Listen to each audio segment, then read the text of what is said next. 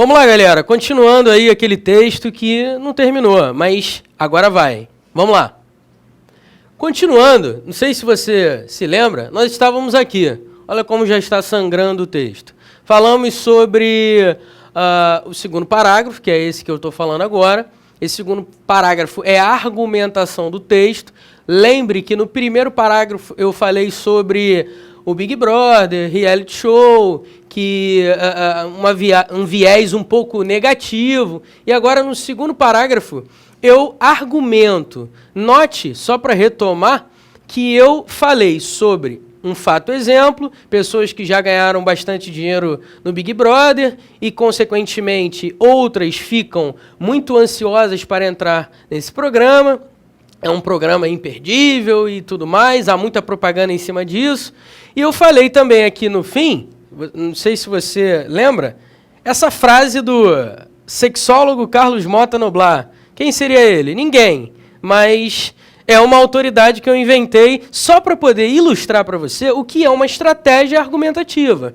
Dentro de um texto dissertativo argumentativo, se faz necessário o uso de estratégias argumentativas, que são aquelas que fazem com que você seja convencido daquilo que está lendo. Percebe? Maravilha. Então vamos avançar. Não satisfeito, desde o primeiro ano, o Centro de Pesquisa Vox Generalis, esse é um centro de pesquisas que eu também inventei, é mais uma estratégia argumentativa, ou seja, você pode fazer uso de fontes consagradas para poder argumentar. Por exemplo, quando você lê um texto, e nesse texto você tem, por exemplo, a revista Veja, a revista Época, a revista Isto É, enfim, Jornal do Brasil, Globo, qualquer tipo de fonte consagrada, pode ser até mesmo uma revista lá de fora, como Nature, enfim, qualquer tipo de publicação ou mídia que tenha fama, que seja consagrada no mercado, dentro de nossa sociedade, a gente pode utilizar como um recurso argumentativo, como estratégia argumentativa.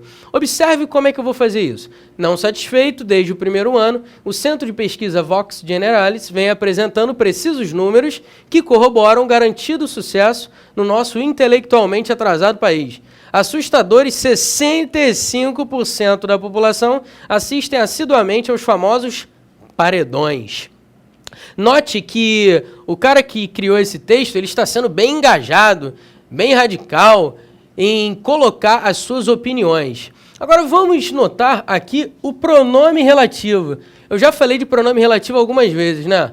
E vou continuar falando até você entender. Note que esse que é um pronome relativo, pois ele retoma a ideia anterior.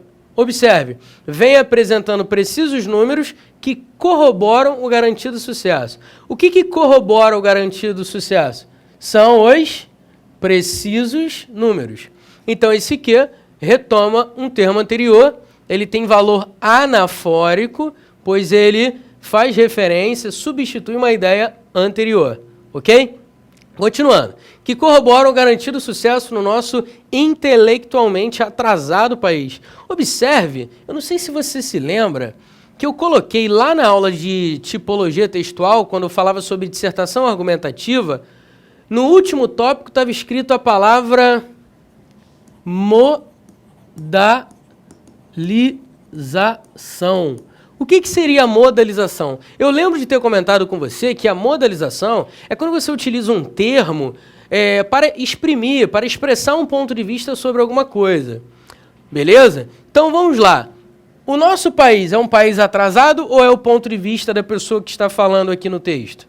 É um ponto de vista. Então, o adjetivo atrasado é um adjetivo modalizador. Por que ele é modalizador? Porque ele expressa um ponto de vista sobre alguma coisa. Toda vez que você utilizar uma expressão modalizadora, que expressa um ponto de vista sobre alguma coisa, está ocorrendo a modalização. Note agora uma outra estratégia argumentativa. Já falei sobre fontes, já falei sobre fato exemplo no parágrafo anterior, e agora eu vou falar sobre, olha aí, ó, dados estatísticos. Os dados estatísticos são usados também como estratégias argumentativas. Por quê? Muito simples. Todo e qualquer tipo de estratégia argumentativa serve para persuadir, convencer o leitor do que está sendo falado. E números, como a gente sabe, números não mentem. Lá está a verdade. Então, aqui, 65% dados estatísticos corroboram a minha tese. Que tese? De que esse programa realmente é nocivo. E quem vê esse tipo de programa é o povão, pessoas intelectualmente atrasadas e tudo mais. Olha como o autor está engajado. Ele é bem pesado na sua argumentação. E ele prova com argumentos convincentes a tese dele. Ele poderia estar falando bem do Big Brother, mas ele não quer. Ele quer falar mal, ele quer falar realmente mal. Continuando. Dá para acreditar como a cultura da futilidade é tão popular? Assim como Chacrinha era um estouro na audiência nos anos 80, o novo Chacrinha ressurge com nova roupagem, atraindo os olhares alheios para mulheres seminuas. Quiçá Nuinhas da Silva. Olha para cá. O assim como é uma expressão que faz uma comparação entre o Chacrinha e o novo Chacrinha. O que seria o novo Chacrinha? Bem, já que o tema do texto é o Big Brother, o novo Chacrinha seria o Big Brother, consequentemente. Note que interessante, eu usei essa expressão, o novo Chacrinha, para fazer referência a Big Brother. Nós temos aqui uma expressão substantiva que faz referência a Big Brother. É um elemento coesivo referencial. Continuando, ainda nos resta alguma dúvida de que tal reality show vai perpetuar-se, agora ficou bonito, ao longo de bons anos pela frente? Percebe essa pergunta? Essa pergunta é interessante. Olha, não cai muito questão disso em prova, mas vai que. Então eu quero comentar sobre essa pergunta. Essa pergunta é chamada de pergunta retórica. O que seria uma pergunta retórica? É quando você faz uma pergunta sem que você queira ou sem que se espere uma resposta a essa pergunta. É uma pergunta que já traz embutida uma resposta. Note de novo. Ainda nos resta alguma dúvida de que tal reality show vai perpetuar-se ao longo de bons anos pela frente? Em outras palavras, o que está escrito nessa pergunta é: não há dúvidas de que tal reality show vai perpetuar-se ao longo de bons anos pela frente. Não há dúvida nenhuma. Então, é uma pergunta retórica, uma pergunta que não exige resposta. Vai fazer você refletir e, consequentemente, já está embutida a resposta nela. Pasmem, há um contrato deste câncer até 2014. Olha como o cara é pesado. Aqui foi usada uma figura de linguagem para comparar esse tipo de programa a uma doença até 2014. Olha aí. Note que esse engajamento é encontrado em muitos textos, tá certo? Esse texto aqui, ele é de fato muito engajado. Até porque, quando você defende uma tese em que você acredita firmemente, você procura usar o quê? Usar argumentos convincentes, realmente engajados, para que a pessoa seja convencida daquilo que você diz. Beleza? Note que eu estou analisando um texto. Como é que se analisa um texto? A gente analisa percebendo se, vamos lá, tipologia textual, se ele é narrativo, descritivo ou dissertativo. Dissertativo argumentativo ou expositivo. Nesse caso, eu sei que a dissertação é argumentativa porque eu estou defendendo um ponto de vista de maneira bem engajada para convencer o meu interlocutor, a pessoa que está me ouvindo ou lendo. Ok? Mais alguma coisa. Como é que eu posso analisar um texto dissertativo argumentativo, que cai muito em prova? Eu analiso observando cuidadosamente cada parte. Eu tenho que perceber qual é a tese do texto, o que está sendo defendido no texto, ou o que está sendo acusado no texto. Eu tenho que perceber qual é o tópico frasal, tenho que perceber as estratégias argumentativas e não posso deixar de notar os elementos coesivos, que estão em vermelho, eles cumprem um importante papel para que você entenda bem o texto, ok? Vamos lá para o próximo parágrafo. O próximo parágrafo diz assim: olha aquela expressão que eu te falei agora há pouco, por outro lado. Por outro lado, é uma expressão que dá aquela ideia de contraposição. Lembra que eu falei disso na última aula? Então, olha aí, ó. Por outro lado, quem não gosta de dar uma espiadinha, como diz Bial? Todo mundo, né? Todo mundo gosta de dar aquela espiadinha. Ou não. Se o próprio Jô Soares postou no Twitter BBB igual a desliga a TV, é porque ele sentiu aquele comichão do homem em investigar a vida alheia. Até porque, para alguém criticar, é preciso conhecer. Se alguém quer criticar o BBB, é preciso ver. Concorda comigo? Então, o autor do texto aqui deve ter visto muito, né, antes de criticar. Observe o porquê. O porquê é um elemento coesivo sequencial. Lembra disso? É uma conjunção explicativa. O objetivo dela é ligar a ideia anterior à ideia posterior.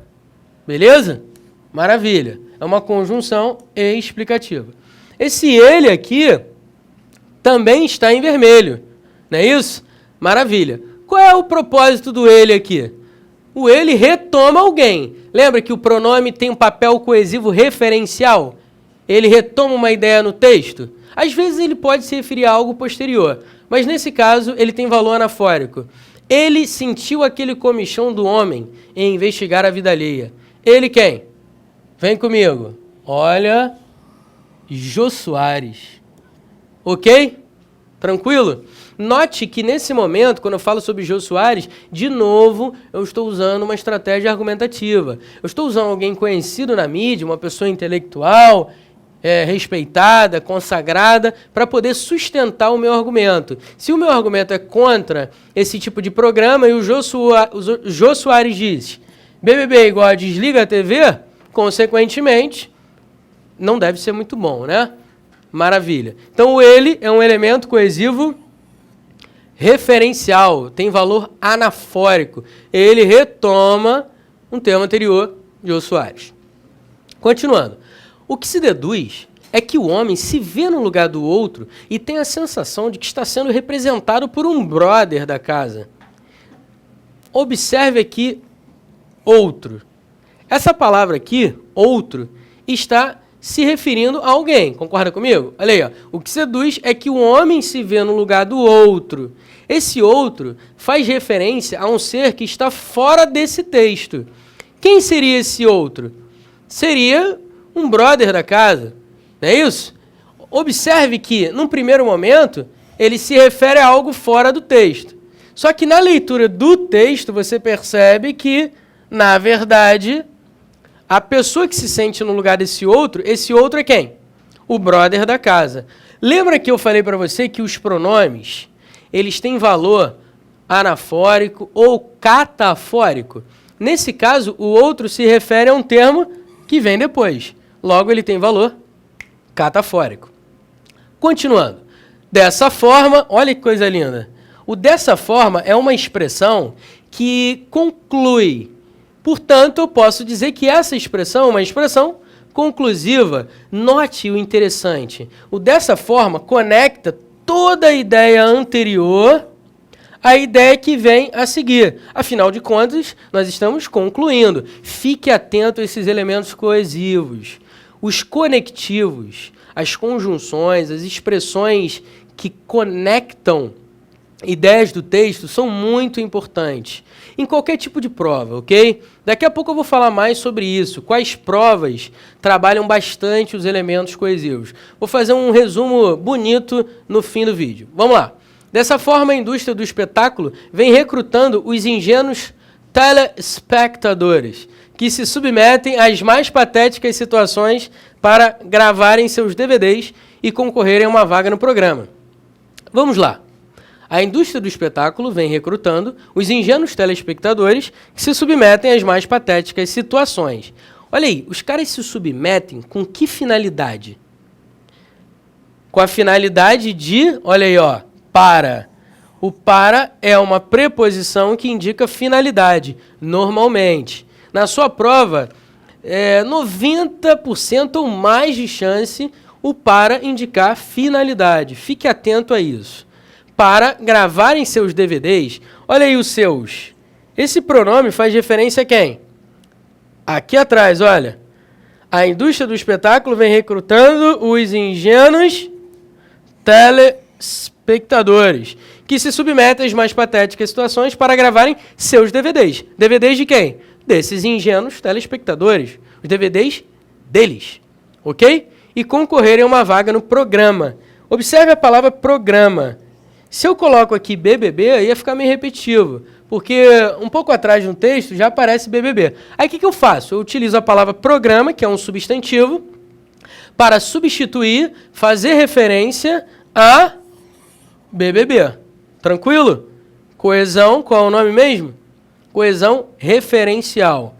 Inclusive, nós já nos devemos ter perguntado, e se eu enviasse um vídeo, conseguisse entrar e ganhasse 1,5 milhão? Pô, seria uma boa grana, né? Não, mas você não vai fazer isso. Tô brincando, fica à vontade. Inclusive, é uma expressão que dá ideia, como o próprio nome sugere, de inclusão. O inclusive dá uma ideia de inclusão barra adição. Observe que eu comento algo anterior ao inclusive e coloco o inclusive para poder adicionar uma nova ideia, ok? Também é um elemento coesivo, que conecta a ideia anterior à posterior. Pessoal, vamos fechar o caixão agora, hein? Parágrafo de conclusão. De qualquer modo, portanto, observe só, o de qualquer modo faz referência ao parágrafo anterior. Lembra que eu comentei que, normalmente, na redação, você utiliza termos para fazer conexão entre os parágrafos? Porque, às vezes, a gente pensa que a conexão só existe entre os termos, entre as orações. Não é verdade. Você pode utilizar elementos para conectar parágrafo a parágrafo, ok? Note que o portanto, que é uma conjunção conclusiva, também faz referência a tudo que foi dito anteriormente em todo o texto, porque esse é o último parágrafo, é o parágrafo de conclusão, beleza? Então vamos lá. De qualquer modo, portanto, fico com o que diz meu bom senso. O que diz o meu bom senso? O programa é nocivo, pois desperta no homem muita baixaria e vilania. Observe que o pois é um elemento coesivo sequencial, é uma conjunção. Qual é o objetivo do pois? Você já sabe, explicar. Certo?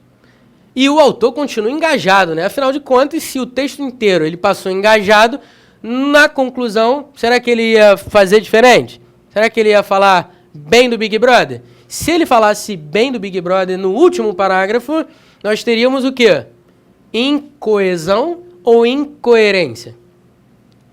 Incoerência, não é isso que você pensou? Maravilha. Por que incoerência? Incoerência porque o texto, o tempo todo, progride com aquela temática de que o reality show é um programa, é um tipo de programa nocivo, ruim, negativo, pesado, que desperta coisas negativas no homem. Aí no último parágrafo, agora eu vou falar bem do Big Brother. Não posso fazer isso, porque aí o texto fica desarmonioso, sem sentido, incoerente, ok? Vamos lá. E isso não é falso moralismo. O que seria o isso, hein? O isso é um pronome de valor coesivo referencial. Ele retoma uma ideia anterior. O isso retoma essa ideia anterior. Ou seja, de que esse programa desperta no homem baixaria e vilania. E isso não é falso moralismo? Não obstante, já ouviu falar no não obstante? É uma expressão bonita, né? Que a gente não escuta no dia a dia, mas você encontra no texto da sua prova. Por que eu encontro, Pestana? Ué, meu amigo, o cara faz uma prova em que precisa haver uma triagem. Os melhores conseguem passar e os que ainda não estão preparados vão tentar a próxima oportunidade. O não obstante não é muito comum na fala. Na escrita, o cara coloca justamente para dificultar a sua vida. Então, eu já vou antecipar para você. Não obstante é uma expressão que equivale a mais, porém, contudo, todavia, entretanto, no entanto. Resumindo, É uma conjunção adversativa. Conecta a ideia anterior à ideia posterior, trabalhando a relação de oposição, de contraste. Olha aí, ó. E isso não é falso moralismo? Não obstante, é simplesmente patético ver que, com a oscilação da audiência, o diretor tenta de tudo. Olha aí, o que o diretor tenta? Ele tenta de tudo. Apesar de eu não ter destacado tudo em vermelho, eu agora acho que faz sentido eu destacar. Note que esse pronome, tudo, faz referência a tudo o que vem depois. Concorda comigo? Então esse tudo aqui tem valor catafórico, beleza? Maravilha. Tudo que vem a seguir está em vermelho. Olha, paredão quádruplo, com direito a 2 eliminações de uma só vez. Construção de uma casa de vidro no famoso shopping carioca para dar a chance de um dos 5 primeiros eliminados retornarem ao programa. A intervenção de Pedro Bial, coitado, apelando para os participantes curtirem a vida dentro da casa. É por causa desse curtir a vida dentro da casa que aconteceu o que aconteceu agora há pouco, hein? No BBB 12, mas deixa quieto, etc. Por que eu coloquei tudo isso em vermelho? Eu coloquei tudo isso em vermelho para você perceber que todas essas orações, todas essas que estão separadas pelo ponto e vírgula, observe, todas essas expressões separadas pelo ponto e vírgula são expressões semelhantes sintaticamente. Consegue perceber isso? Sim ou não? Espero que sim. Lembra que eu falei sobre paralelismo sintático? O que seria paralelismo sintático? É quando você tem expressões sintaticamente semelhantes repetidas. Pessoal, normalmente vem numa enumeração. Isso aqui é ou não é uma enumeração? É claro que é uma enumeração. Normalmente o paralelismo vem numa enumeração, ok? Beleza? Maravilha. Agora, para fechar bonito, vem aí, o BBB 11 entrou para a história como um dos programas mais abjetos e desprezíveis da televisão brasileira. Espere para ver o BBB 12 em janeiro. Já está assistindo? Olha aí, pessoal. Esse texto, obviamente, é um texto bastante engajado, pesado em certos momentos, porque a tese do autor desse texto é realmente de negativar, de fazer com que esse programa não seja visto. Esse engajamento é todo perfilado por quê? Por argumentos convincentes, ok? Agora, vem aqui comigo. Pessoal, você deve estar estranhando. Poxa, o Pestana é maluco, né? O Pestana acha o quê?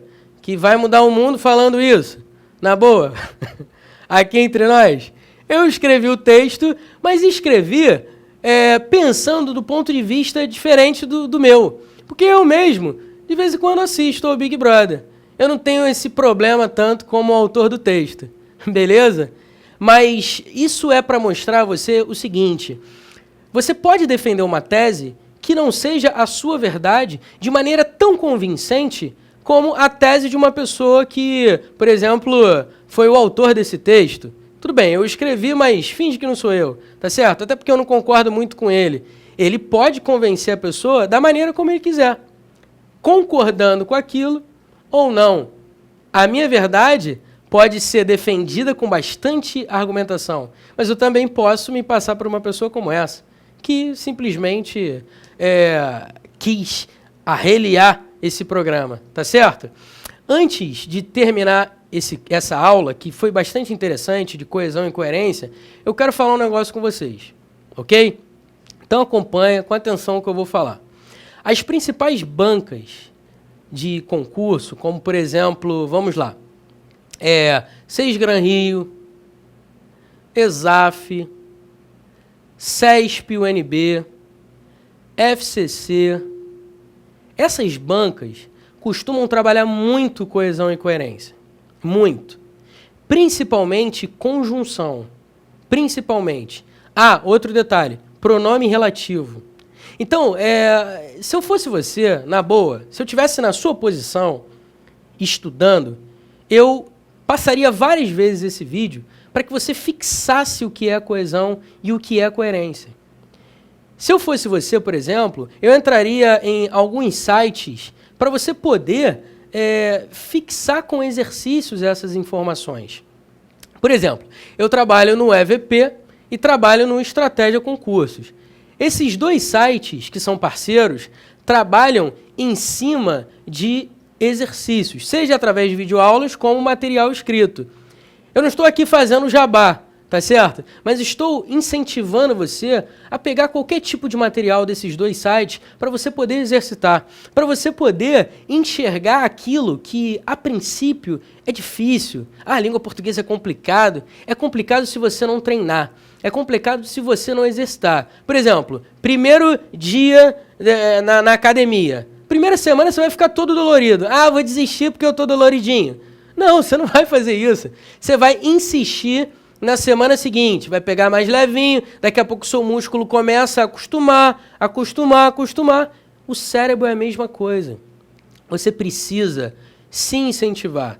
Eu estou aqui para isso, obviamente. A aula costuma ser dinâmica, eu costumo dar os bizus, exatamente aquilo que você precisa para acertar uma questão na prova, mas você precisa se incentivar. Você precisa querer e estudar bastante, fixar as informações. Nós estamos aqui para ajudar vocês, beleza? Então, o papel do professor é esse, despertar em você o interesse pelos estudos. Espero que você veja bastante esse vídeo de coesão e coerência, porque esse é o grande barato das provas. Beleza? Tranquilo? Fica aqui a dica, revise as informações e, olha aí, ó, conjunção, pronome relativo, tem que estar no sangue, meu camarada. Safo? Até a próxima aí, pessoal. Um abraço.